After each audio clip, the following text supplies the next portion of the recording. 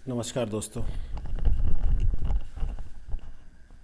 आप लोग सब लोग जो मैक्सिमम एंड्रॉयड यूज़ करते हैं वो मैं देखता हूँ कि ट्रू कॉलर यूज़ करते हैं किसी के नंबर को जानने के लिए। किसकी कॉल है, किसका कॉल आया, कोई कॉल छूट जाए तो उसको भी ट्रू कॉलर में चेक करते हैं।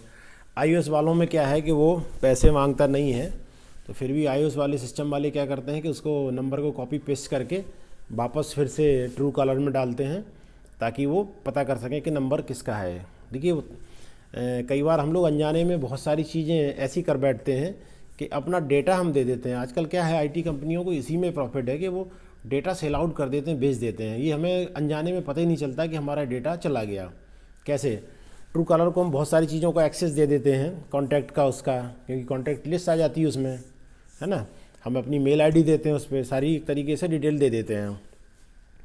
तो सरकार ये करने जा रही है कि कोई भी अननोन नंबर आएगा तो उसको जिस जिस जिस व्यक्ति ने लिया होगा, जो भी उसका आधार होगा, जिसके नाम पे अलॉट होगा, वो उसी का नाम डिस्प्ले करेगा। अच्छी बात है। इससे क्या होगा, क्या फ़ायदे होंगे? एक फ़ायदा होगा कि कम से कम ये पता चल जाएगा आपको हमें किसका फ़ोन उठाना है, किसका नहीं उठाना है। कई बार होता है ना, अननोन फ़ोन समझ के हम लोग रख देते हैं। कई बार इमरजेंसी हो, अपने नज़दीक का निकल आए, तो उससे ये क्लियर हो जाएगा कि फ़लाने का है, ये हमें उठा लेना है। दूसरा, साइबर क्राइम से संबंधित कम से कम जिसके नाम से होगा उसी का डिस्प्ले करेगा, तो आराम से पता चल जाएगा कि ये आदमी कौन है, हमें उठाना है या नहीं उठाना है। कुल मिला के साइबर क्राइम भी कुछ कम होंगे और हम बहुत सारी चीज़ों से बचेंगे भी। होना भी चाहिए, अच्छी बात है, अच्छा इनिशिएटिव है, मेरी नज़र में तो अच्छा है। और जैसे हम लोग जाने अनजाने में अपना सारा डेटा ट्रू कॉलर को दे बैठे हैं, है ना। इस उसमें है कि अननोन नंबर को चेक करने के चक्कर में कि किसका नंबर है, हम अपना कॉन्टैक्ट का एक्सेस उसे दे दिए हैं। क्या पता वो किसी चाइनीज़ या किसी दूसरे कंपनी को आपका डेटा बेच देते हों, है ना। बहुत सारा डेटा एनालिसिस करने के लिए, ऐसे नहीं आपने विवाद सुने हों कि फेसबुक का डेटा लीक हो गया, ट्विटर का डेटा लीक हो गया। डेटा क्या लीक हो गया? जो आपने उसमें अपनी इन्फॉर्मेशन दी है वो लीक हो गई। उससे वो अनुमान लगाते हैं। जैसे मैं उदाहरण बताता हूँ एक, जब हम पढ़ते थे तो सबसे पहले रीबॉक कंपनी इंडिया में आई, वही 94 के आसपास की बात होगी। रीबॉक लॉन्च हुआ तो रीबॉक ने एक मार्केट में एक ऑफ़र दिया कि पुराने शूज़ ले आओ और 50% डिस्काउंट ले जाओ। पुराने शूज़ का क्या करेगी कंपनी? पुराने शूज़ ले आओ और नए शूज़ में 50% डिस्काउंट ले जाओ। तो वो उनके चूँकि बहुत महंगे हैं, उस ज़माने में हाई क्वालिटी के शूज़ थे, तो मैंने भी लिया था अपना पुराना शूज़ दे के, नया डिस्काउंट में स्टूडेंट लाइफ थी रीबॉक का शूज़। तो वो क्या कर रहे थे, वो मार्केट का एनालिसिस कर रहे थे कि आदमी की पावर परचेज क्या है, क्या खरीद सकता है इंसान, मतलब किस रेंज तक के जूते खरीद सकता है, ताकि हम उस रेंज के जूते मार्केट में लॉन्च करें। उस समय तक इंडियन इकोनॉमी की बहुत ख़राब कंडीशन थी। वो वही दौर था जब एक एक साल प्रधानमंत्री हुआ करते थे, बदल जाते थे, सोना गिरवी रखने की नौबत आ गई थी। तो एक तरीके से हम लोग गरीब स्टेट हुआ करते थे। जैसे आज के टाइम में हम पैसे कमा रहे हैं तो अपने पैसे खर्च भी करते हैं, अलग स्टेट हैं। तब की ये स्थिति कंडीशन थी, ऐसा होता था कि वो अब हम आज सोचो कि यार क्या जूते को लेके क्या करेगी कंपनी, तो जूते से क्या वो मार्केट का अनुमान लगाते थे कि किस रेंज के जूते बनाए जाए। सामान्य आदमी, मध्यवर्गीय परिवार का लड़का या मध्यवर्गीय इंसान किस टाइप के जूते पहनता है, जो इंडिया में बड़ा मार्केट है। तो एक उस तरीके से तो ये आईटी कंपनियों को लोगों के डेटा काम आते हैं, उसके लिए वो डेटा दे देते हैं। तो हम लोग को ये जाने अनजाने में ये ट्रू कॉलर से मुक्ति मिलेगी, साइबर क्राइम भी कम होगा, और ये बहुत अच्छा इनिशिएटिव है सरकार का, हम इसका स्वागत करते हैं।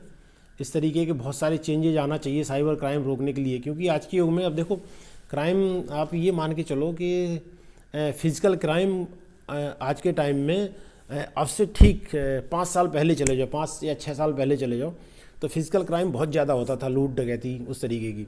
अब वो फिजिकल क्राइम घट के सारा सोशल क्राइम हो गया। ये क्या बोलते हैं, ऑनलाइन क्राइम।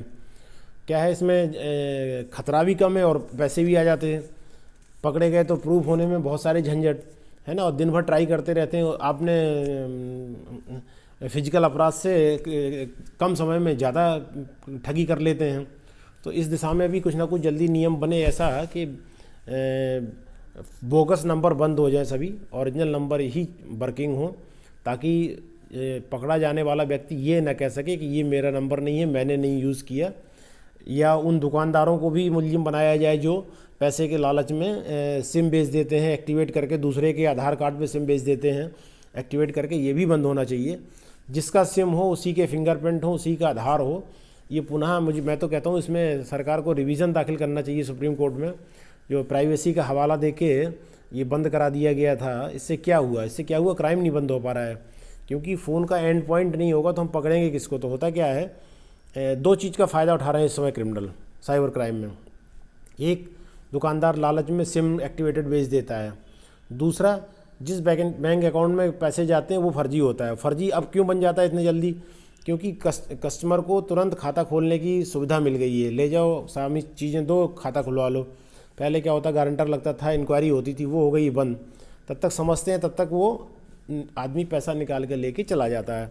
तो उसमें होता क्या है कि सिर्फ उस इंसान का, हमें एटीएम से पैसा निकालते हुए सिर्फ उसका सीसी कैमरे का फ़ोटो ओरिजिनल मिलता है, बाकी सब फर्जी होती है। क्या क्या?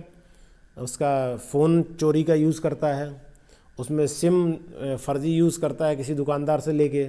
अब इसमें पकड़ा जाएगा तो दुकानदार पकड़ा जाएगा, या जिसके नाम से सिम है, जिसको पता ही नहीं कि मेरे नाम से सिम भी सेल आउट हो गई है। और तीसरा, वो बैंक वाले जो खाता खोल दे रहे हैं, उसमें जो नए नॉर्म्स चेंज हुए हैं, वो खाता जल्दी खुल जाते हैं बगैर गारंटर के। तो ले दे के हमको क्या मिलता है उसमें? एक ओरिजिनल, वो उस व्यक्ति का एटीएम से पैसा निकालते हुए फ़ोटो मिलता है। और बाकी वो अगर कुछ परचेज कर लिया दूसरे, अच्छा उनके पास चेन होती है, फर्जी अकाउंट से अकाउंट, एक से दूसरे में डाला, दूसरे से तीसरे में डाला। आप तब तक फास्ट बंद कराओगे उस अकाउंट को, तब तक दूसरे में ट्रांसफ़र कर चुके होते हैं। इसमें हालांकि सरकार ने बड़ा अच्छा काम किया है कि पैसे ट्रांसफ़र होने के बाद 48 घंटे तक आप नहीं निकाल सकते हैं। 48 घंटे तक नहीं निकाल सकते हैं। लिहाजा अगर आपको लग गया कि हम ठगी के शिकार हो गए हैं, तो वो पैसा आरबीआई रिटर्न कर देता है। और बहुत सारी चीज़ें अभी बैंक ने बंद कर दी हैं कि जिस फ़ोन में आपका बैंक में रजिस्टर्ड वाला सिम होगा, उसी में बैंक ऐप चलेगा। पहले क्या होता था, किसी में भी चल जाता था, कोई भी ऐप डाउनलोड करो और आप चला लो। ये अब बंद हो गया है। बहुत सारी चीज़ें ऑनलाइन की, आपकी परचेजिंग की, उसकी बंद कर दी गई हैं। जब तक कि आप स्वयं बैंक में जाके उनको एक्टिवेट नहीं कराएंगे, वो नहीं हो सकती हैं। तो इस तरीके से बहुत सारी चीज़ें चेंज हो रही हैं, सावधानी रखी जा रही है, अच्छी बात है। तो आपको कल को ये फीचर मिलेगा जल्दी ही कि ओरिजिनल कॉलर, आपको कॉल करने वाला, उसका नाम शो होगा अपने डिस्प्ले पे। जो अभी सिर्फ अननोन नंबर आता है, उसकी जगह कॉलर का नाम डिस्प्ले पे आएगा। और हमें भी आसानी हो जाएगी कि ये अमुक व्यक्ति का हमें फ़ोन उठाना है कि नहीं उठाना है। इस झंझट से भी बच जाएंगे, जो अभी अननोन के चक्कर में नहीं उठाते हैं कई बार, है ना। Thank you very much.